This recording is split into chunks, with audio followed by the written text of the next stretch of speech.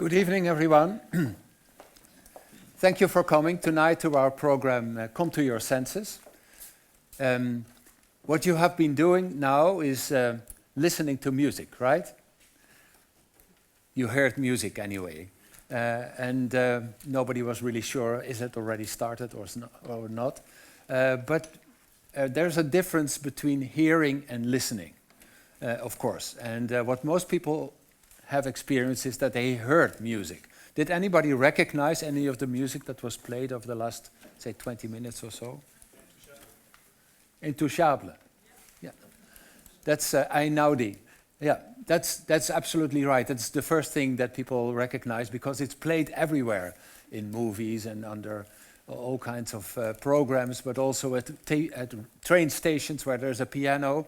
And Ketevan's pupils also, when they are 15, 16, they want to play Intouchable because that's what they. I call it the fast food under music, and I mean this with respect because it's not easy to design fast food that everybody likes, and it's easy, it's nice, it's comfortable, and actually it takes a lot of inspiration and genius to make that kind of thing, but. It is so easy that everybody gets relaxed. I think most of people who came in here got sort of more relaxed than when they were parking their car or getting here on bikes and rushing to get here on time. Anyway, this program is about listening and about tasting in a different way than we usually do, which is we experience all kinds of exposures and signals and things like that, but we actually hardly ever recognize them, really, in the sense. And it's very important. And this is how we got to know each other during Corona time. Ketevan Sharamashvili, who was born and raised in Georgia and then had education, masters in Hamburg and in Zurich and in Amsterdam. And she played everywhere around. She won many prizes. But during COVID, there was nothing to do. So she decided to become a piano teacher. And I was one of her first pupils during Corona time. And we got to talk about music and emotions. And I said, well, I'm Jaap Seidel. I'm a professor of nutrition in Amsterdam. I'm now emeritus, but I'm still active in this food and nutrition world, and especially about taste and children and development and things like that. And I said, yeah, music is, of course, it's about emotions and senses and things like that, but so is food. And we got to talk about, and we realized that actually a lot of these things have much more in common than we usually think. And this is how we started to think about this kind of program. And I did a lot of these kind of things also for children. And that's actually, we sensed that there is a need to really get more inspiration from all our senses. And senses are so important. They are actually making us what we are. Without sensory input, we actually don't develop a consciousness. And that is shown also in experiments. You can no longer do this ethically, but they have been done in the 1950s and 60s, where people wanted to see the effect of sensory deprivation. So there was an American professor who designed a floating tank with seawater at a 35-degree temperature, kind of floating, dark, no senses, nothing at all. And people were put in that, and what they experienced is first they became calm, right? You get relaxed, and there are still some kind of tanks that you can get into in wellness programs and things like that. But after a few hours, the brain started to become a bit more anxious. So what's happening now? There's no sound, no taste, no temperature experience, no gravity, nothing. And then some dreamed kind of states became, hallucinations became present. There was all kinds of more degrees of anxiety. And if you prolong that experiment to 1 day or 2 days, actually people become really very, very disturbed by it. If you do it more longer, that's been very rarely done only under some terrible circumstances, like people have lost been lost in grots and things like that, there becomes a state where you get schizophrenic and you become all kinds of, you become a different person. And actually when they studied the brain of people that had sensory deprivation, a large part of their brain has sort of shriveled down to almost nothing. Hippocampus, the amygdala, parts of the hypothalamus, and even the neurocortex. You maybe heard Erik Scherder talk about the brain. I'm not going to give a brain talk, but these parts of the brain that are relating to senses and to emotions, they sort of disappear. So you become a different person. And people who have experienced that never recover. So there's kind of a post-traumatic stress syndrome kind of thing. And it shows you how important that daily exposure to senses and emotions are. And it works pretty simple. Actually, it is pretty remarkable. We already start to develop our senses around the week of 12 to 16 in fetal life. And that must have, of course, a meaning. So these hearing senses, but also taste senses, they develop already very early in life.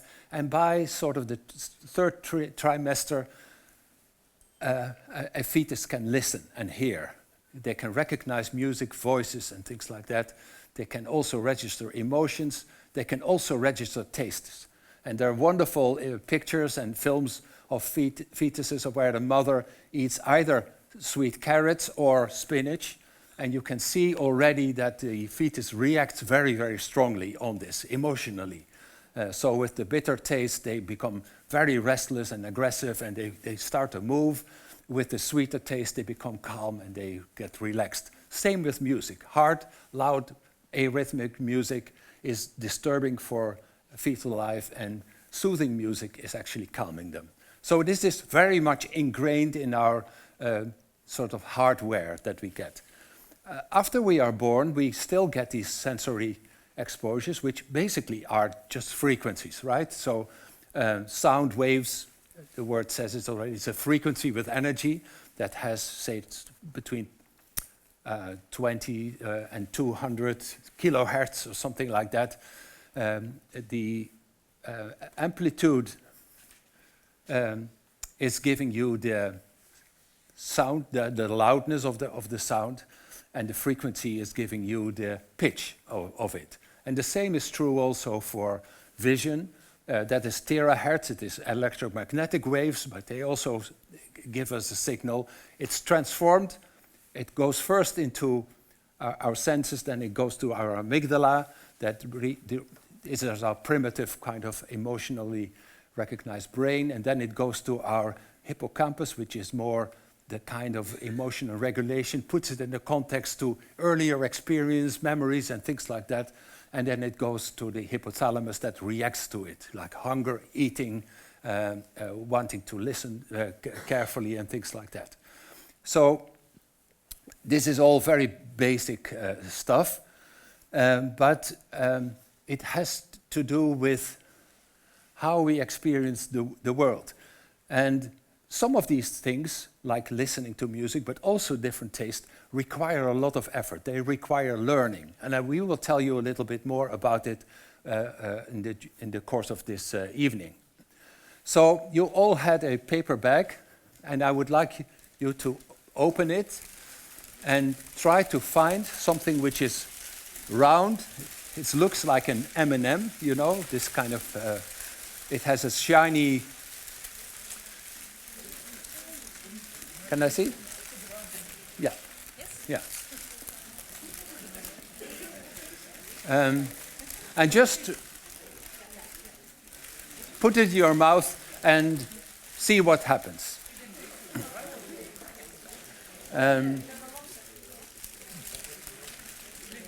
Most of you will recognize maybe the texture, because the exterior is hard, and then you get a chocolate kind of thing. And the most important thing here that I want you to realize is the inner part of this. And, you know, humans are basically divided in two types. You have the suckers and you have the biters, right? I'm a biter, I can tell you. I try sometimes to have a candy or something, and then you can just leave it in the mouth till it completely disappeared and has been dissolved, and other people just start immediately biting and getting to the essence. So I'm not sure how we are divided here. I maybe also don't want to know. But some people have already reached that inner part. And my question is, does somebody already recognize that taste? Caramel, yes. Other ones? Do you? Nobody had another one? Chocolate is the first one, right? But then in the middle part, it is caramel. Actually, it's not just caramel, it's sea salt caramel. And sea salt caramel is one of these tastes that actually doesn't exist in nature. A combination of fat, sugar, and salt. If you would be living in the woods here around Enschede or Hengelo or wherever, and you would survive, there's no chance anywhere that you will find a taste like this. But it is now ubiquitous. I bought these M&Ms, because it's M&M, today in the supermarket, and they have sea salt caramel taste in everything. It's the most popular. They had pepernoten, for those who are Dutch, in sea salt caramel. Why do they have the sea salt caramel? Because everybody loves sea salt caramel. A combination of salt, fat, and sugar is the reward-provoking taste, the most reward-provoking taste that we know in our biology. So our brains react to this and give you a signal which has to do with comfort, with reward is like you have dopamine, you have oxytocin, you have all these like nice hormones and neurotransmitters that give you a comfortable feeling, and the brain tells you, you better like this and you better eat more of it if you can. And that is absolutely true. So when they discovered that actually this gives you so much pleasure and reward, food industries, of course, try to make that as much as possible.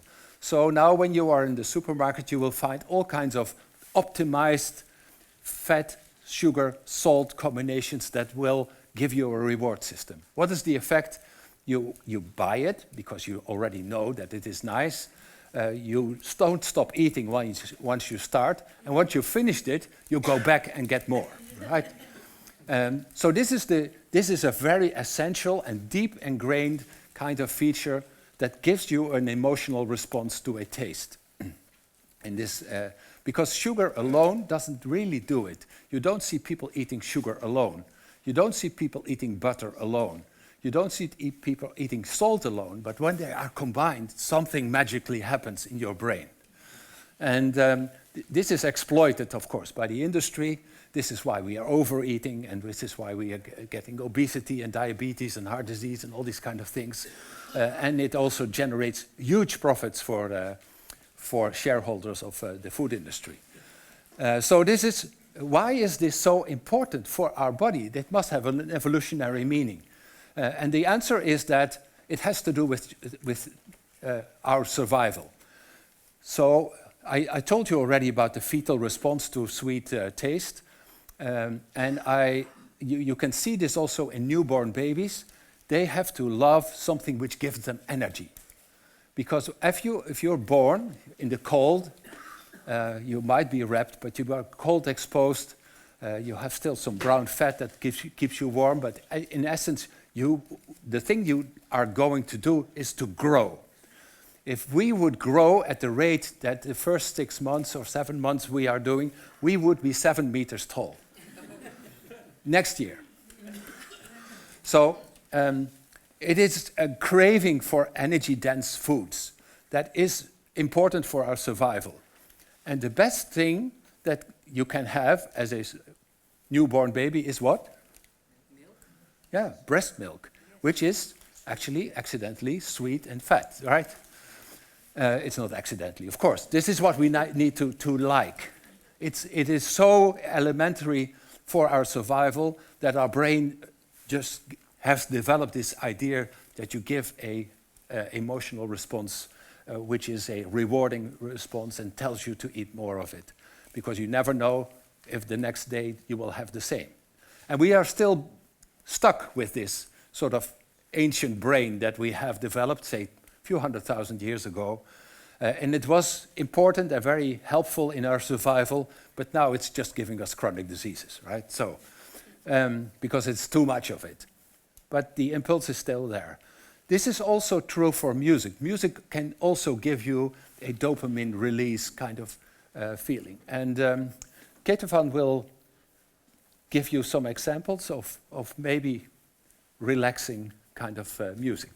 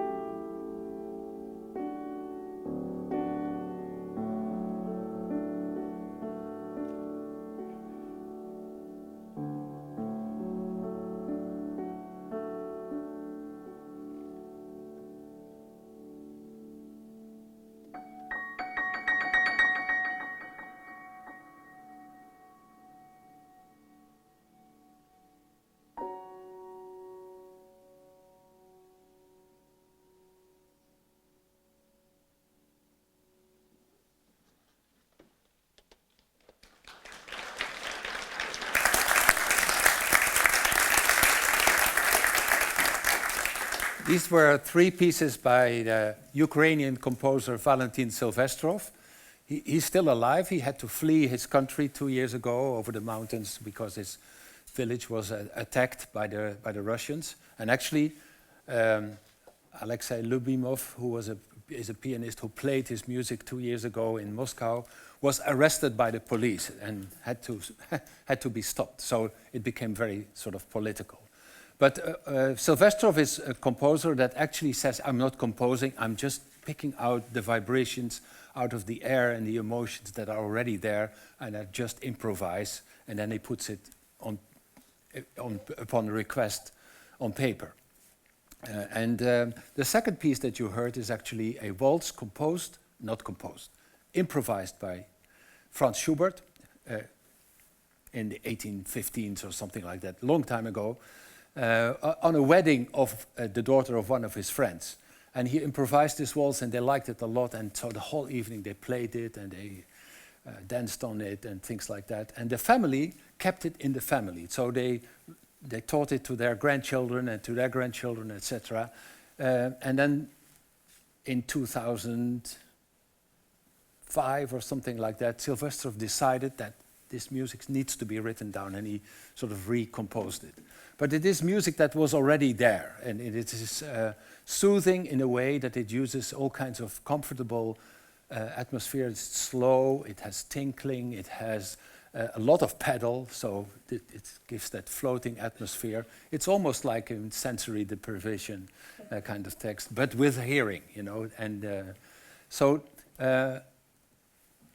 I'm not sure, I can't say this, because emotional experiences with music and with taste is very, very personal, but most people get relaxed by this, right? No, but somebody got agitated by this music? No. So it has a little bit to do with the dopamine release. Your heart rate goes down, and you get more relaxed, your blood pressure goes down. And yeah, this is also one of these innate, culturally defined kind of emotions, because people who are from Africa or Asia, they don't necessarily already like this. I have great difficulties in getting into the gamelan or Chinese opera because it's not in my system. So it has to be connected to some kind of memories and liking and upbringing and that kind of context. So we go to a next taste, which is also essential taste. And if you find in one of your plastic little bags, you'll find something which is a bit soft and brownish, reddish kind of things. It's all very safe. It's hygienically packed. It is nothing foreign. It cannot relate to any known allergy that I'm aware of. So you can just put it in your mouth without any risk. I have to say this because when I do this for children, they just put it in their mouth and they enjoy it. But with adults, they need convincing. Is this okay? So if you found it and experience the taste, what is the taste? Does anybody recognize it? Try a bit. Yeah. It's not easy to open all these bags. Oh, what taste? Any answers? Sun-dried tomatoes. That's exactly right. So these are just sun-dried tomatoes. There's a little salt added to it, so it has a bit of a salty taste. But there is another taste. Does anybody know that taste? Umami. Yes. Umami is the 5th taste that we have. It has this strange kind of Japanese name, but because they sort of first recognize this as an independent taste. And this taste is very pleasant to most people. Not everybody, but to most people. And that has to do with that the taste of umami is getting the taste because of L-glutamate. L-glutamate is a molecule which is an amino acid. And an amino acid that gives the taste gives you the experience of protein. So we need carbohydrates and fats, but we also need proteins, right? So we better love protein kind of taste. So this umami taste is in lots of products that are rich in protein. But also, of course, people have recognized this, that people love this umami taste, and so they use it in their kitchen and also in restaurants and the food industry. So if you look at your packages and it is soup or it is snacks, salty snacks, it has meals like nasi, bami, kind of all these kind of things, you will find an ingredient which is called monosodium glutamate. And monosodium glutamate is giving that also that umami taste. It's called veitsin in your kitchen if you have a little bit of white powder. This is what people add to bland tasting foods so people will eat more of it and like it more. So it has to do with this instinctive need for protein, that this umami taste is now ubiquitous everywhere. In ultra-processed foods, there's almost all the time, unless it's very sweet or there is umami in it. And so we've talked now about two tastes, sea salt caramel and umami, which are necessary ingredients for survival. And they are very much ingrained. So they happen also in many animals. Not all. For instance, carnivores, they don't have a sweet taste appreciation because they eat meat. There's no sugar in any meat, so there's no need for it, but they love umami. So it depends a little bit on the kind of animal that you're looking at, but mostly these are important survival-related, and they don't go to a lot of processing. So it goes to the amygdala and it goes immediately to hunger, satiety kind of things, and you start eating. Right? So these are the basic survival kind of things. But they are used also to get different kind of layers in taste. So you have very complex taste of foods that have been composed of many kind of ingredients.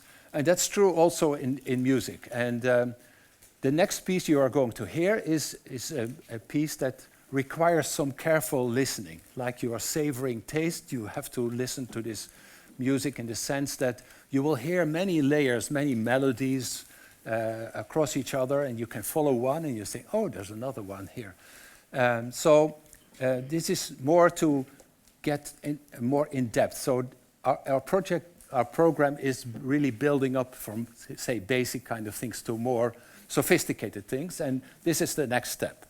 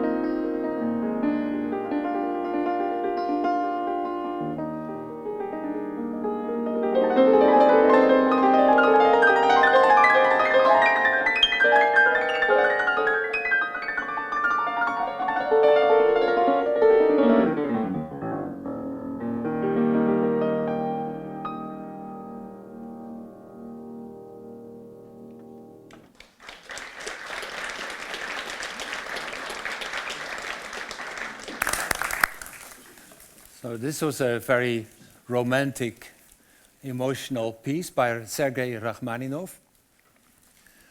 For people who say, I have never heard this piano piece, that is correct, because it's not written for piano only. It is a part of the sonata for cello and piano, and a Russian pianist thought not only the 10 fingers and 2 hands are enough. I also played the cello part, and he waved that into this transcription or arrangement for piano solo. But Sergei Rachmaninov is considered to be the last of the big romantic composers that started somewhere in the early 19th century and ended really with Rachmaninov. And he wrote this at a relatively young age when he was completely depressed, totally depressed. He had such a deep depression that for many years he did not compose, he did not write anything. He thought he was finished. He had produced some compositions and they were performed and they were not liked. They were heavily criticized, and he thought, I'm finished. He could not get himself out of it. He tried hypnosis and psychotherapy and all kinds of other things, but it didn't work. And in that period, he wrote this. So it means also that from this deep despair kind of things, you can create this kind of emotions. And I'm not sure of what people will experience with this. Is there somebody who can say something about the most prominent emotions that they had with this piece of music?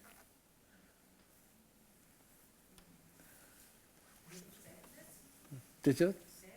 Sadness? Yeah. But also some nice feelings, no? Or not? Anxiety too, yeah. It has a lot of different emotions and layers in it. I was doing this in Amsterdam 2 weeks ago, and somebody said, I heard hope. And another person said, I hear despair. So it can be both, right? Hope and wanhoop, as we call it in Dutch. And that is true. There can be very many different emotions by these different layers of music, and with the harmonies and the melodies and things like that. And when I try to relate it to taste, which is what we do tonight, I think of the term bittersweet. If you get what I mean, maybe not, but it's both bitter and it's also sweet. That is a very mixed emotion that gives us some kind of comfort, but also some unrest in a way. So it is what music can do with you, and it brings us to the next taste. Bittersweet. We've had sweet, so we'll have bitter. So if you can find a little dark piece of chocolate in your bag, I've already announced that it is going to be bitter, so no surprise there. But bitter is a very interesting taste because it is totally rejected by humans when they are young. I told you about the fetal life, but also young children, they will avoid bitter taste to any cost. They will spit it out, they will try to react in a very violent way when they have this bitter taste. So instead of sweet and umami and salty kind of things, bitter is totally rejected. It has a very strong aversion kind of reaction in our brain. But this is how chocolate used to taste when it was introduced to Europe in 1520, 1600, something like that. In that it was an elite kind of product. It was only drank as a beverage by the Montezuma, the Inca king, and this guy. It comes from Mesoamerica, basically, where it was cherished as a medicinal, very exceptional kind of taste. Very, very, very bitter. And it was also introduced in Europe as a medicine. So it took 200 years almost to get some sweetness in it. Actually, the Dutch are partly responsible for it because some people in the Zaanstreek thought that this bitter taste, people don't like it. Let's add some butter and some sugar and make it chocolate. Chocolate is the original name for it, but the chocolate that we know has nothing to do with cacao taste that was originally there. But the bitter taste is something which is very special. Why do we reject it? Because in nature, say the last few 100,000 years, when children were able to crawl and go outside and go into the jungle or get to see berries and see all kinds of foods in nature, bitter is not always good, right? You have to be careful because most toxic substances are bitter. Most medicines are also bitter. And a lot of things that are good for us are also bitter.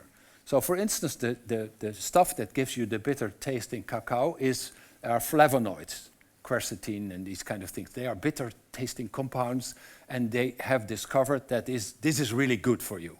It is good for your brain, it's good for your blood vessels, it has antioxidant properties, it has all these wonderful things, and it's very, very useful for our health. But we don't like it. So how is that possible? Because children are not allowed to put things in their mouth that they don't like, right? So nature has devised that some things you have to just learn. It is like with mushrooms. If you go in the woods in the autumn, you see all kinds of mushrooms. We have no idea. There's some edible ones and some poisonous ones.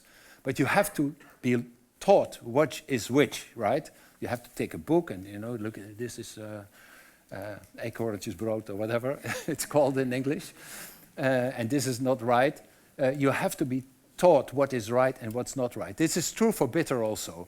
So your parents have an obligation to teach you when you are weaned from milk feeding, say, put it that way, to more solid foods. Your parents have the obligation to teach you which bitter foods are okay and which are not. And that's a very important period between 4 and 12 months. And after 12 months, there is a period, it's called neophobia. Children that have not been experiencing these kind of taste and have learned that they are okay, won't eat it. So this is why you have the drama on many tables where they try to introduce Brussels sprout or andijvie spinach or whatever to 12-month-old children. It won't work. So we need to teach people which is good and which is not good. And so many of the things we now enjoy as adults are fine, tonic or coffee or beer, all kind of bitter things that we now know are okay. They're associated with all kinds of nice events and memories and things like that and pleasant things, but you had to learn first to trust it, right? So bitter is a very, very complex kind of taste, and you need to be very careful in food preparation and things like that to that. So the food industry doesn't really like that much, so because it is more complex, and a lot of people have a distaste, still also as adults, a distaste, because they never learned to appreciate bitter foods. And that is what the terrible thing is, that in agriculture, they decided that if children don't like Brussels sprouts and spinach, we'll just genetically engineer it out, right? So you now have sweet-tasting Brussels sprouts, with children accept and they eat it more readily, but they're no longer healthy because they lack the quercetin and all the kind of other things that were really making Brussels sprout good for you. Anyway, so talking about different kind of layers of emotions, the next piece is also deeply emotional, but it also introduces more layers and more complexity, just as it adding some bitter taste to foods.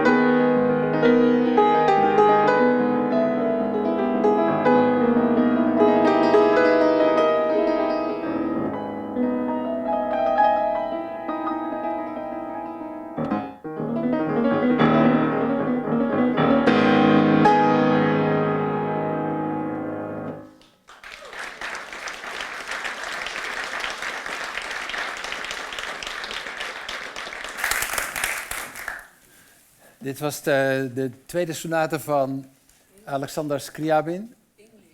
Oh yeah, this was the, sorry. Yeah, sorry. This was the second sonata of Alexander Scriabin, who was also a Russian composer, same year as Rachmaninoff actually in the conservatory. But he was a very special kind of composer because he's not only deeply emotional, he was also mystical, mystic, you know, about conversing with the universe and things like that. He had a higher goal with his music, and this is early one, but his later work were much more complex and had to do with this feeling that you could reach all kinds of other dimensions with music. He had an ability, which is inborn, that when he heard music, he saw colors. It's called synesthesia. Maybe somebody here has it. It's about 5% or so, 3, 4, 5% of the people, more among musicians than other people, but nobody here has it. Somebody? No. Actually, these were two pieces, right? There were two parts of this sonata. The first part is Scriabin went for his honeymoon when he was young to Odessa, which is in the Crimea, which was then Russian. Still, they think it's Russian. But he had walks around the seashore, and he saw the glimmering of the ocean with the moonlight. And this key of E flat he associated with silver blue, which was the light of the moon. Anyway, the second part is the force of the ocean, the incredible force that it can have, the waves and the crashing and things like that. And so, yeah, you can have all kinds of emotions with it, and it is very personal. So this was his own memory. You associate it with other memories, like threatening or butterflies or whatever. It is your own personal idea that you get with this music. But he went so far that he devised new harmonies that did not exist before or were not allowed, say, in the composition world, because they had a special meaning. One of these, I can just, you can just play it. So Beethoven would not use it, you know, this kind. But this is what he called the mystic chord, which had to do with kind of deep purple connection with other dimensions. Call it also maybe sixth sense or whatever. And so Scriabin was really inventing a new harmony with new emotions and depths of this. So that's why it is relevant tonight also. But you have to learn to like this music. I am fortunate because I'm traveling with Kate van everywhere with this program. And so I've heard it now maybe 50 times. And I still hear new things, you know. So this keeps giving this kind of music. The first time you think it's a lot of noise and lots of notes and things like that. But there are many, many kind of subtleties, just as there can be in very sophisticated dishes, right? Some people can just use chords and notes and make something deeper, and that's true for chefs in kitchens also. If you are a good chef, you can use the same ingredients that I use in my kitchen, and they sort of make it into something which is more than the components, right? And you have to learn to appreciate all these components, just as wine lovers can distinguish all kinds of notes in their wine perception and smells and things like that. Actually, we don't talk about smells tonight because it's quite difficult to organize. But it's, that, of course, increases also the depth of all kinds of perceptions. And it brings back also memories. So some people have this very strongly, that they taste something and it brings them back to the kitchen of their grandmother where she was making chicken soup or whatever. You know, it has these powerful kind of things, just as music. I know some friends of mine have this, that they cannot hear this kind of music without crying, because it is so much connected to something which was very emotional in their past. So it brings back that kind of thing. That is actually what your hippocampus is doing in between the amygdala and the hypothalamus. So we go to another taste. So we added complexities and things like that. You will find a yellow candy kind of things. Most people will recognize it. My grandmother had it also. These Napoleon sweets. And also here you can see who is a biter and who is a sucker. Because some people can keep it in their mouth till it's gone, and the other ones will go to the middle. And with increasing intensity, you will experience taste, right? So most people will know this, but it's good to, while we're talking about this, to think about it.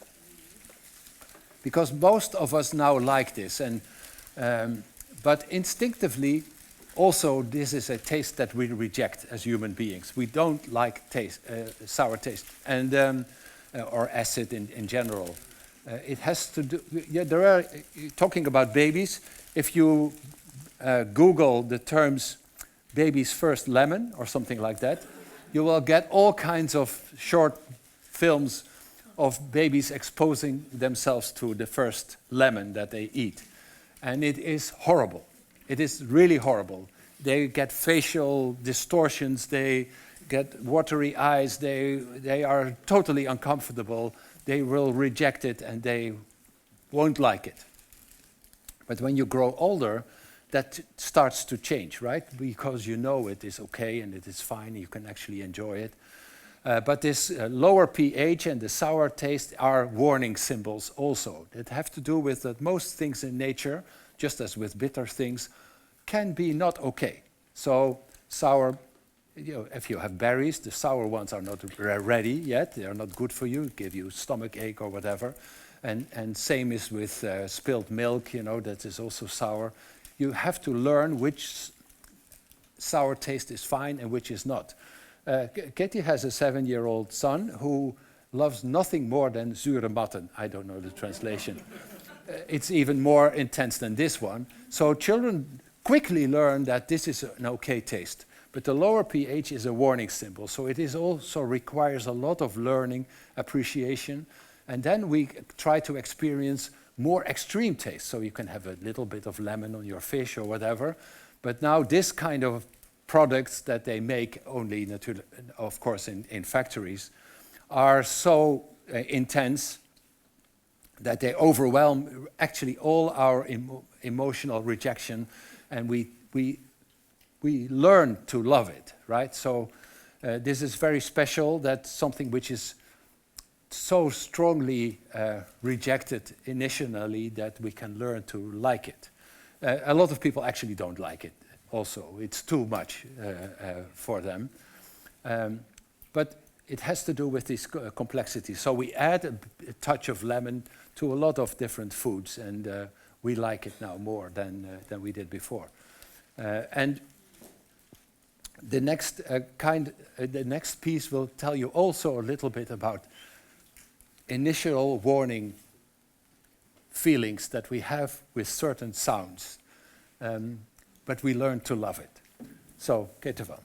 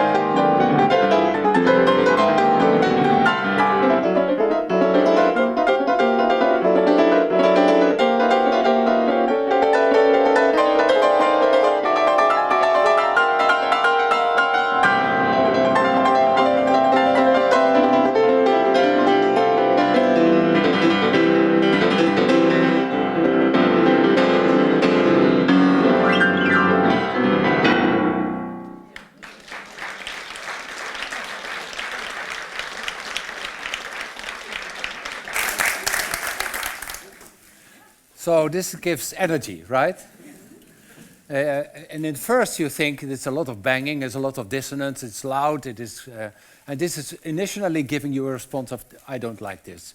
But then you get into the atmosphere, and these are 3 Argentinian dances from Ginastera, Argentinian composer, and they are really about the violence that